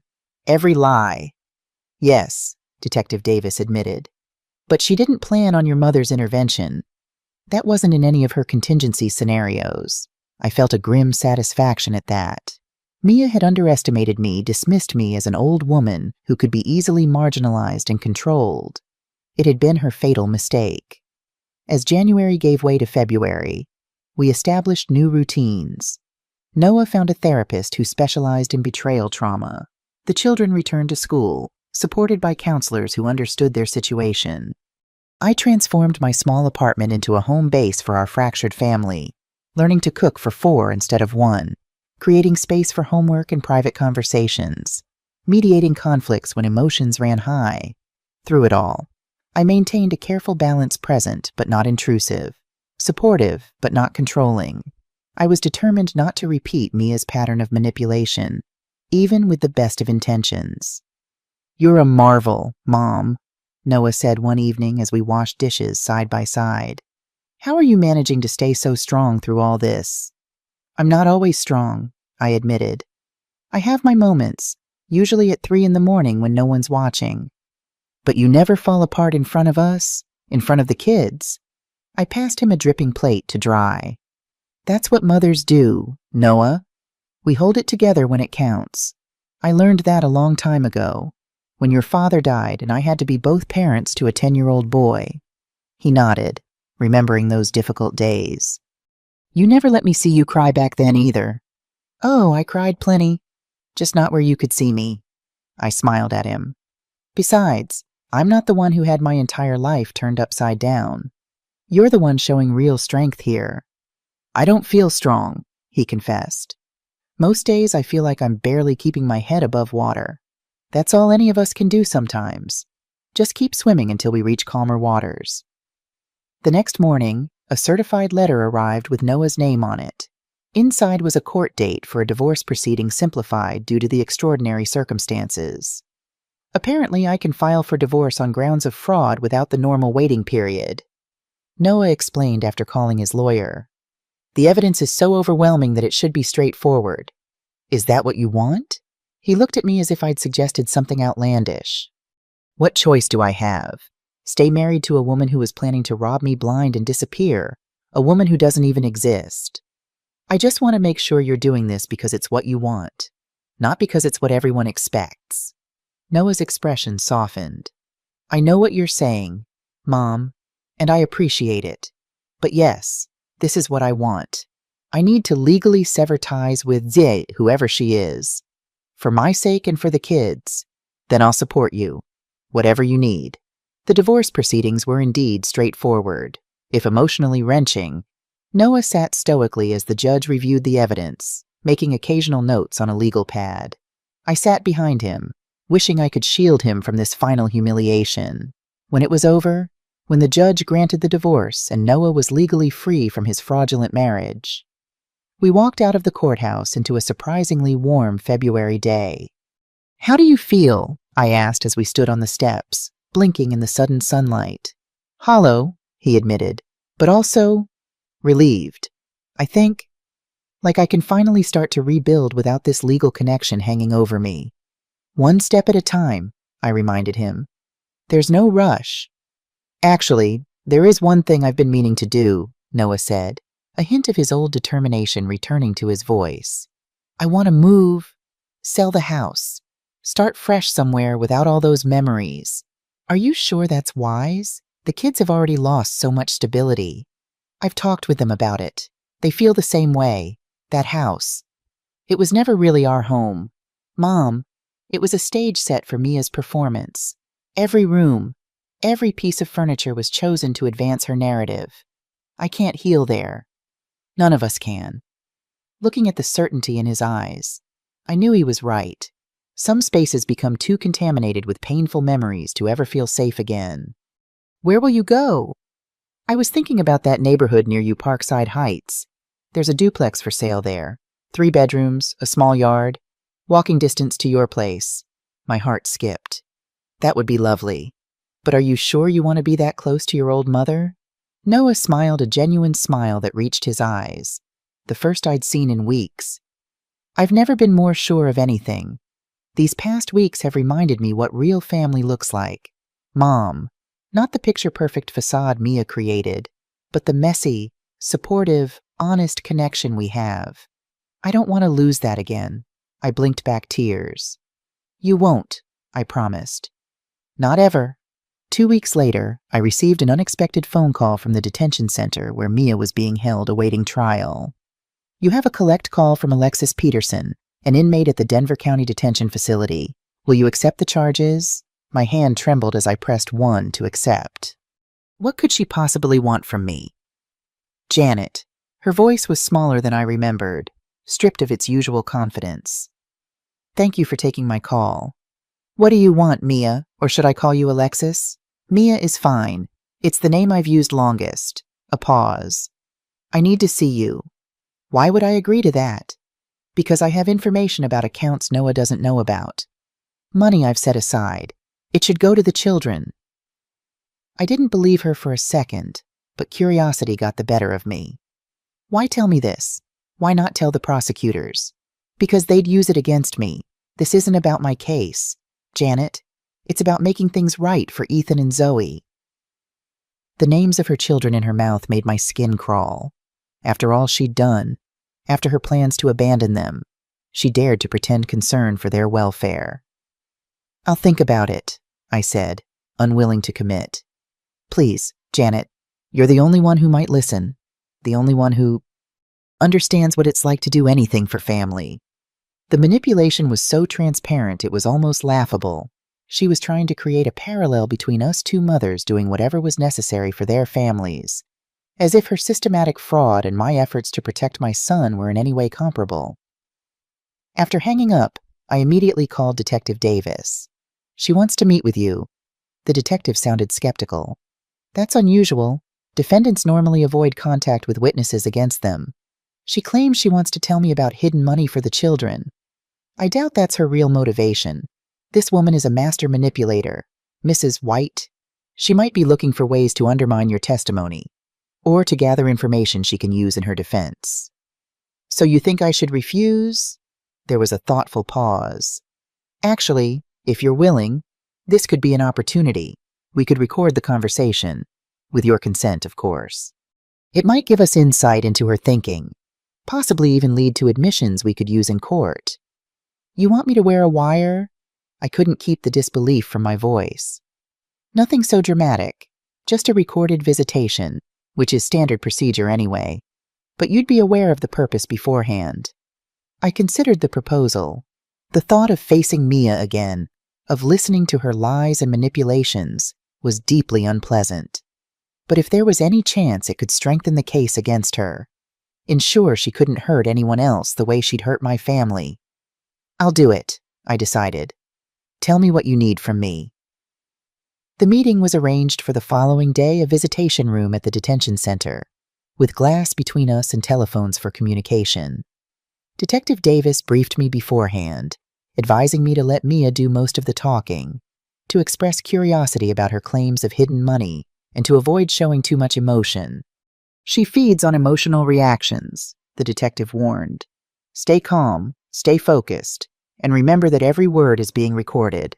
When I entered the visitation room, Mia was already seated on the other side of the glass. The orange jumpsuit washed out her complexion, and without her usual makeup and styled hair, she looked older, more ordinary.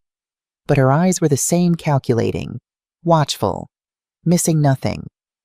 She smiled when she saw me, a practiced expression of gratitude and vulnerability that didn't reach those assessing eyes. Janet, thank you for coming. I wasn't sure you would. I sat down and picked up the telephone. You said you had information about money for the children. No pleasantries, no pretense of social niceties. I wasn't here to play her games.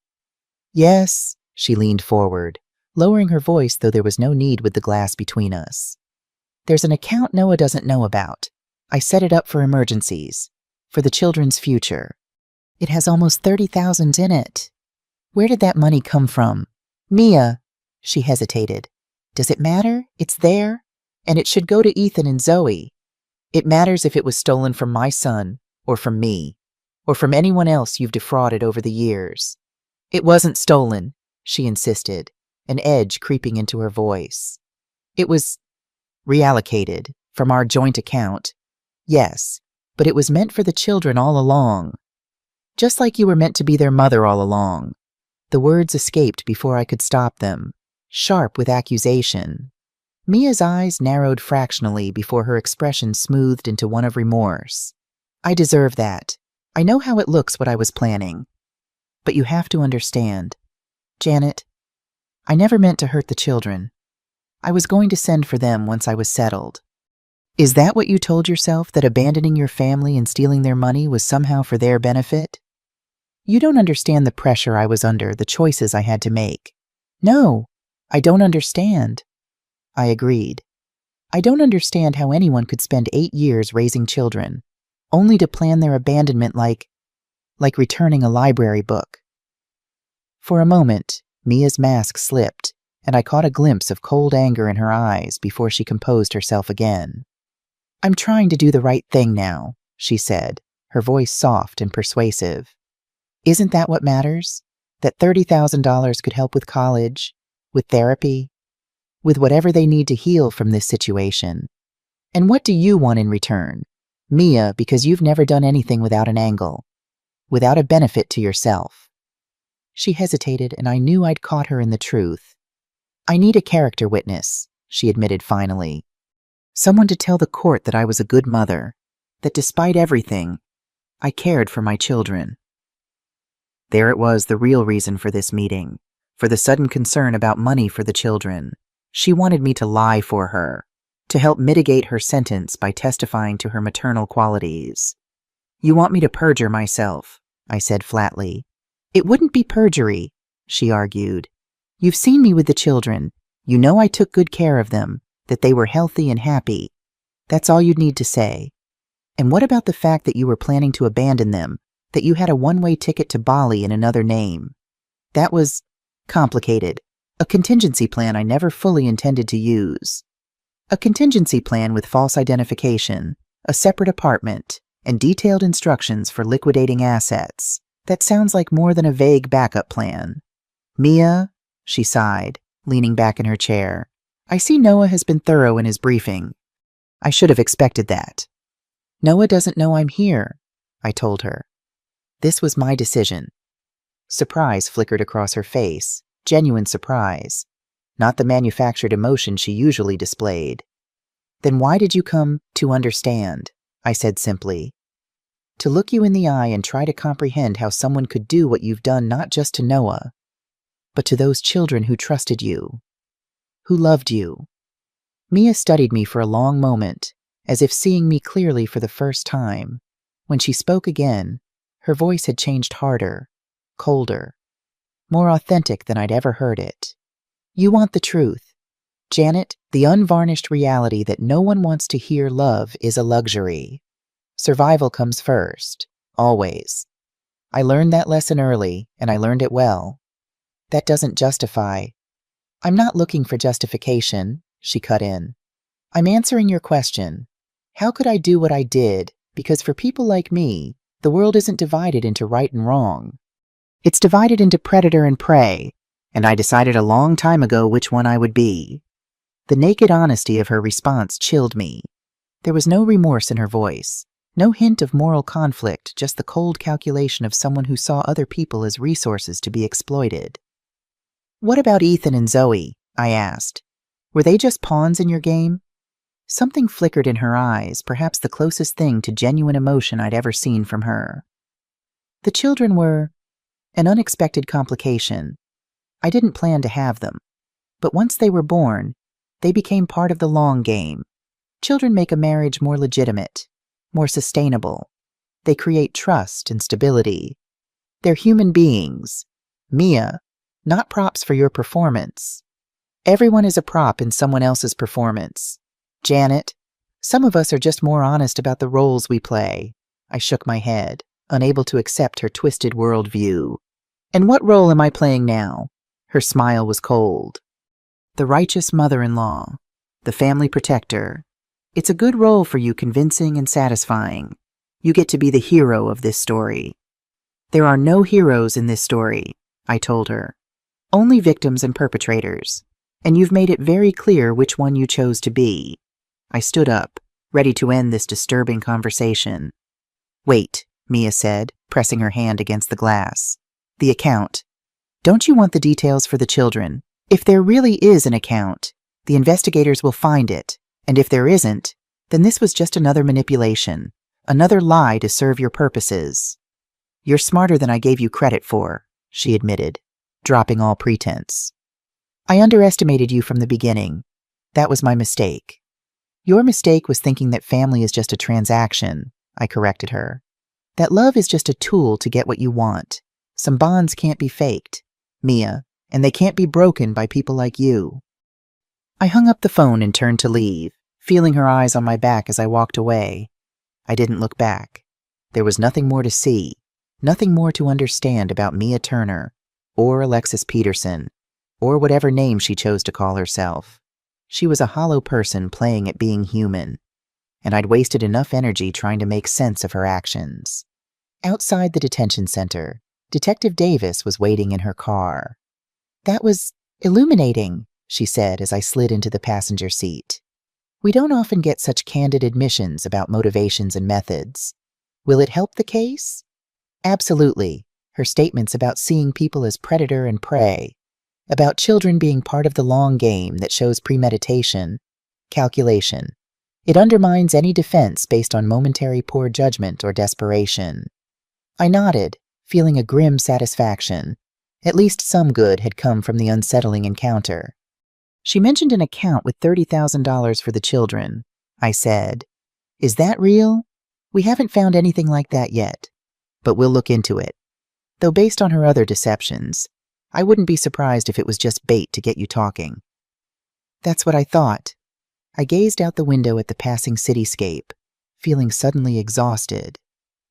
Can you take me home now? I think I've had enough of Mia Turner for one lifetime.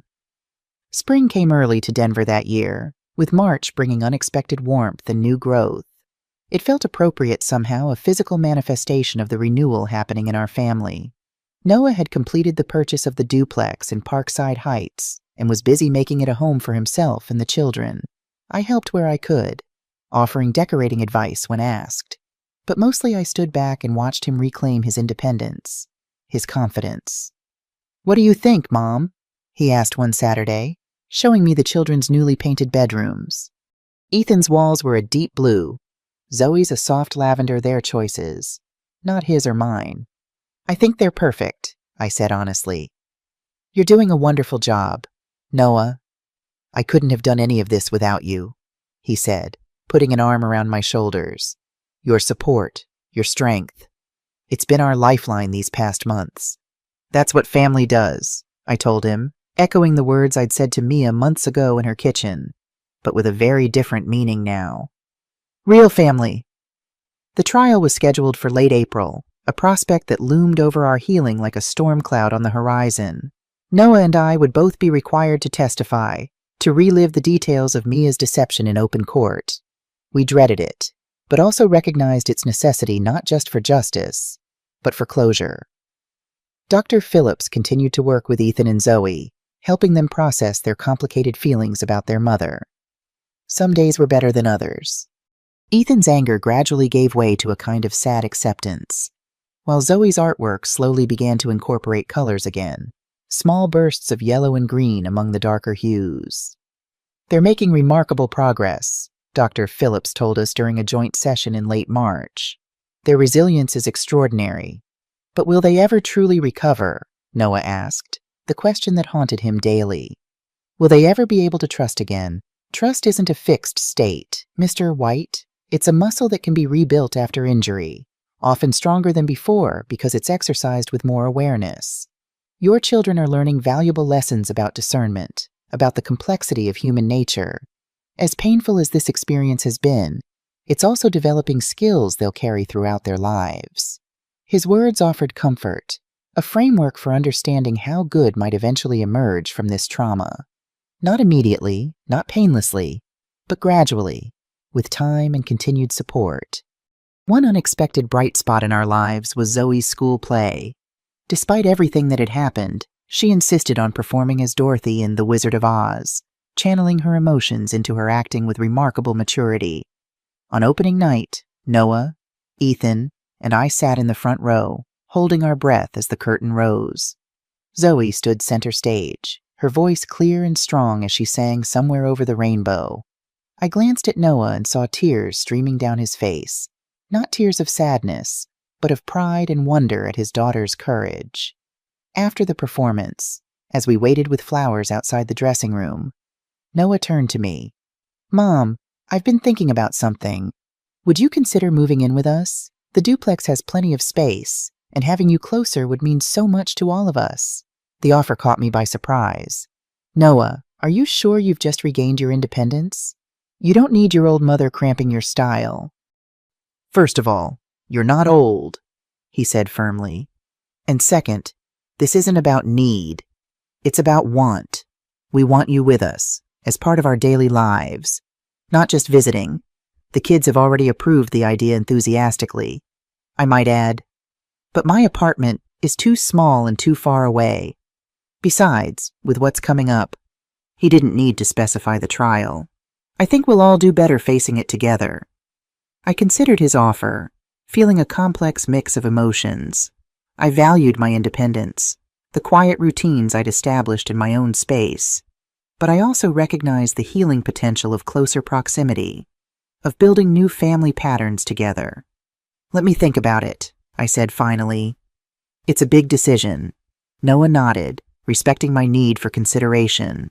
Of course, no pressure. The offer stands whenever you're ready. As April approached, bringing the trial date closer, I found myself increasingly drawn to Noah's proposal.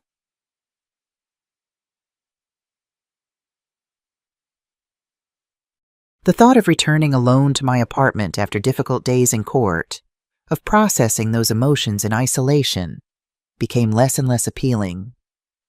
One evening, as I sat in my quiet living room looking through old photo albums, my decision crystallized. The past was precious, but it was also finite. The future, our future as a family, was being written now, and I wanted to be an active participant in that story. The next morning, I called Noah. About your offer, I said without preamble. I'd like to accept, if it's still open. His relief was audible. It's absolutely still open. When would you like to move in? Before the trial, I decided. I think we'll all need the support. The move was surprisingly simple, my modest possessions easily integrated into the duplex's spacious layout. Ethan and Noah carried furniture, while Zoe organized my books and photographs with artistic precision. By evening, my new room felt familiar, comfortable, a blend of old memories and new beginnings. That night, as we sat around the dinner table in our shared home, I looked at the three faces before me, Noah, Ethan, Zoe, and felt a profound sense of rightness. This was family, not the artificial perfection Mia had constructed, but something real and lasting, something that had survived her best efforts to destroy it and emerged stronger for the testing. To new beginnings, Noah said, raising his glass in a toast. To family, I added, my heart full. To Grandma Jan, Ethan and Zoe chorused, their smiles genuine if still occasionally shadowed by the past. As we clinked our glasses together, I thought about the journey that had brought us here from that fateful Christmas dinner to this moment of quiet celebration. It hadn't been an easy path, and there were still challenges ahead, but we were walking it together. At 67 years old, I'd learned that family isn't defined by blood alone, or by legal documents, or by picture-perfect holiday gatherings.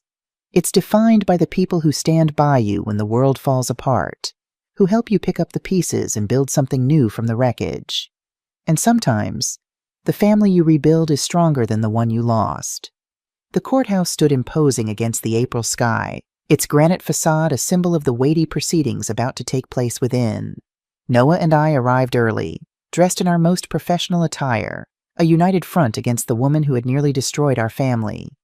The prosecution team met us in a conference room to review our testimony one final time. The lead prosecutor, a sharp-eyed woman named Elaine Watkins, had prepared us well over the past weeks, but she wanted to ensure we were ready for the defense's likely strategies. Mrs. White, they'll try to paint you as a meddling mother-in-law with a vendetta against the defendant, she warned. They'll suggest you manufactured concerns about her past because you resented her relationship with your son. I nodded, having anticipated this approach. I understand. Mr. White, they'll likely suggest you were aware of your wife's financial activities and approved them, perhaps even benefited from them. They'll try to make it seem like you're claiming ignorance now to avoid potential liability. Noah's jaw tightened, but he remained composed. I'm prepared for that. The most important thing is to remain calm and stick to the facts, Elaine emphasized. Don't let them provoke emotional responses, and don't speculate beyond what you know firsthand. We took our seats in the courtroom as it filled with observers, family members of Mia's other victims, reporters covering the sensational case, and curious members of the public drawn by the dramatic storyline. When Mia was led in by court officers, she looked remarkably composed. She'd managed to style her hair despite her detention, and though her clothing was simple, it conveyed a calculated image of respectability. Her eyes swept the courtroom, lingering briefly on Noah before moving on without acknowledgement. The trial began with opening statements, the prosecution outlining the extensive fraud Mia had perpetrated across multiple states and relationships. The evidence will show that the defendant, known variously as Alexis Peterson, Mia Turner, and now Mia White, has engaged in a systematic pattern of deception spanning more than a decade. Elaine told the jury, "This isn't a case of financial desperation or momentary poor judgment. This is a calculated long-term scheme to defraud multiple victims of their assets and emotional security." The defense countered with a narrative of Mia as a survivor of childhood trauma, forced to adapt to harsh circumstances through regrettable but understandable methods. Ms. Peterson's actions, while legally problematic, must be viewed through the lens of her upbringing in foster care, where stability was never guaranteed and self-reliance was the only constant, her attorney argued. She created security the only way she knew how. I watched the jurors' faces as they absorbed these competing narratives, trying to gauge which version resonated more strongly. Some seemed skeptical of the defense's portrayal, while others showed flickers of sympathy at the mention of foster care and childhood instability. The prosecution presented their case methodically over the next 3 days, building a comprehensive picture of Mia's activities through financial records, witness testimony, and forensic evidence. Former victims from Florida and Arizona testified via video link, their stories eerily similar to Noah's relationships built on false pretenses, gradual financial exploitation, and preparations for sudden abandonment. When it was my turn to testify, I took the stand with a mixture of apprehension and determination. Elaine led me through my testimony carefully, establishing the pattern of isolation I'd experienced, the financial support I'd provided, and the confrontation at Christmas that had sparked my suspicions. Mrs. White, what made you decide to research the defendant's background after the Christmas dinner incident? Elaine asked. It wasn't just what she said to me, I explained. It was the discrepancy between her claims of financial struggle and what I observed: designer clothes, expensive furniture, a lifestyle that didn't match the narrative she presented to request money from me. And what did you discover in your research? I found court records indicating that someone matching her description, named Mia Turner, had been sued for embezzlement by a former employer. The case had been settled out of court shortly before she met my son. Mia's defense attorney, a sharp-featured man named Richard Bennett, approached for cross-examination with a predatory confidence. Mrs. White, isn't it true that you resented your daughter-in-law's influence over your son? I resented being systematically excluded from family events. Yes, but I had no issue with her influence until I realized that influence was based on manipulation and lies. And yet you took it upon yourself to investigate her background, to dig up details from her past. Isn't that an unusual action for a mother-in-law? It became necessary when I realized she was exploiting my son financially and emotionally. Necessary, he repeated with exaggerated skepticism. Or was it perhaps satisfying to find something you could use against a woman you already disliked? Objection, Elaine called. Argumentative. Sustained, the judge ruled. Bennett adjusted his approach.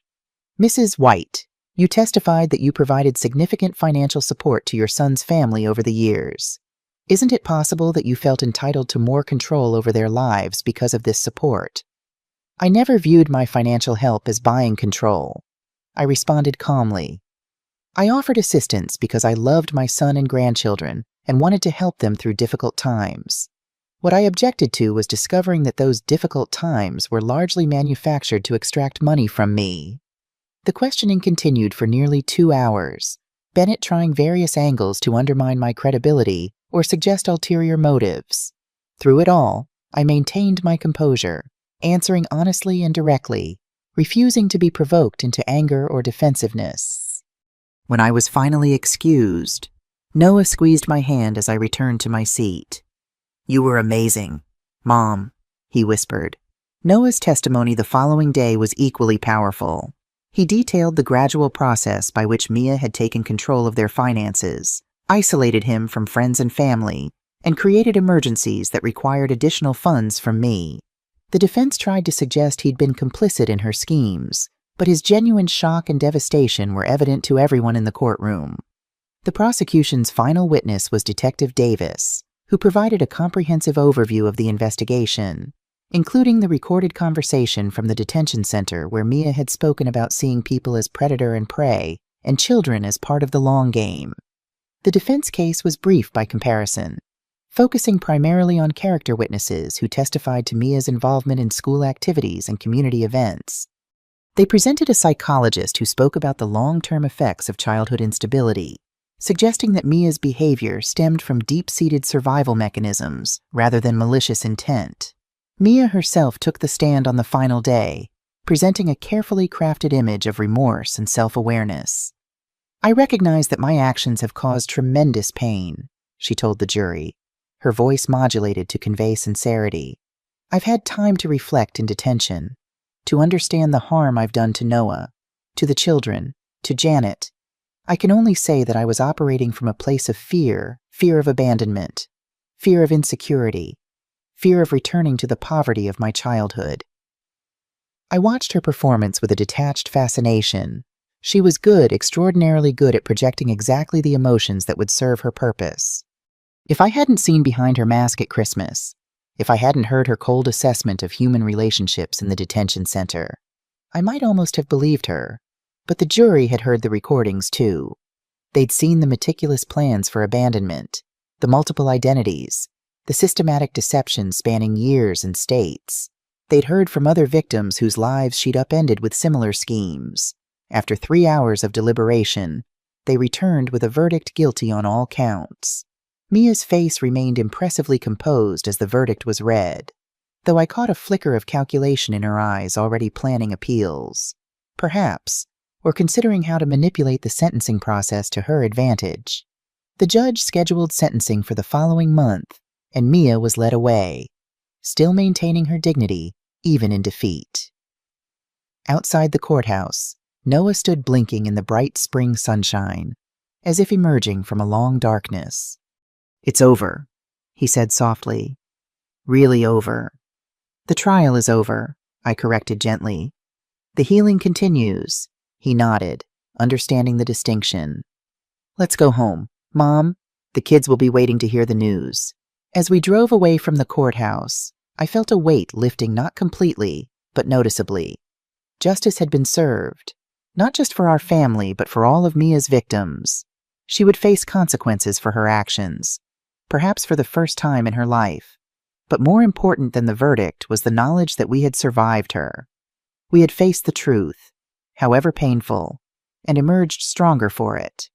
We had rebuilt our family on a foundation of honesty and mutual support, rather than manipulation and control. At home, Ethan and Zoe were waiting anxiously, having chosen not to attend the verdict reading.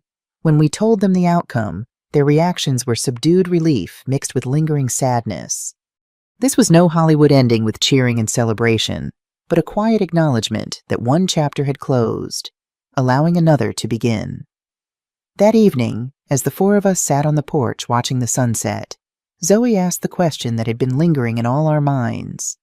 "What happens now?" she said, her young face serious in the fading light. "Now we keep going," Noah answered, putting an arm around her shoulders. "We keep building our life together, one day at a time." "Do you think she'll ever change?" Ethan asked, his voice neutral, asking for information rather than reassurance. "Mom, Mia, I considered his question carefully, wanting to be honest without destroying hope entirely. People can change, Ethan, but they have to want to, and they have to face the truth about themselves first. That's the hardest part." He nodded, absorbing this answer with the thoughtfulness that had intensified since his mother's arrest. "I'm not sure she knows how to see the truth anymore. It's like she's been playing a role for so long she's forgotten who she really is." The insight was startling from a 16-year-old, yet profoundly accurate. Mia had become so adept at creating and inhabiting false personas that her authentic self, if such a thing still existed, had been buried beneath layers of performance and calculation. "That's a perceptive observation," I told him, "and a good reminder of why honesty matters, even when it's difficult. Being true to yourself and others is how you maintain your core identity." "Is that why you confronted her at Christmas?" Zoe asked me. "Because honesty matters." "Partly," I admitted. "But also because I love you all too much to pretend everything was fine when it wasn't. Sometimes love means speaking uncomfortable truths." Noah raised his glass in a small salute. "To uncomfortable truths. Then, and to the woman brave enough to speak them, even when no one wanted to listen." As darkness fell around us, I looked at these three people who had become the center of my world, my son finding his strength again, my grandchildren navigating the complex path to adulthood with remarkable resilience. I thought about the journey we'd taken together, from that confrontation in Mia's kitchen to this moment of quiet companionship. At 67 years old, I'd learned that standing up for yourself isn't just about self-respect, it's about creating space for authentic relationships to flourish.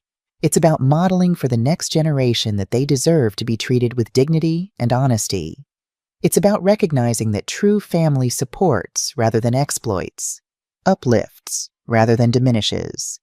And sometimes, the most powerful thing you can do is simply refuse to participate in the illusions others create to insist on reality, however uncomfortable, over comforting lies. As the stars appeared above us, I felt a deep contentment settle in my heart. Not because everything was perfect, it wasn't, and might never be, but because everything was real. And in that reality, we had found our way back to each other. What would you do if you were in my place? Have you ever been through something similar? Comment below, and don't forget to subscribe for more stories. Thanks for listening, and remember, it's never too late to stand up for yourself and your family.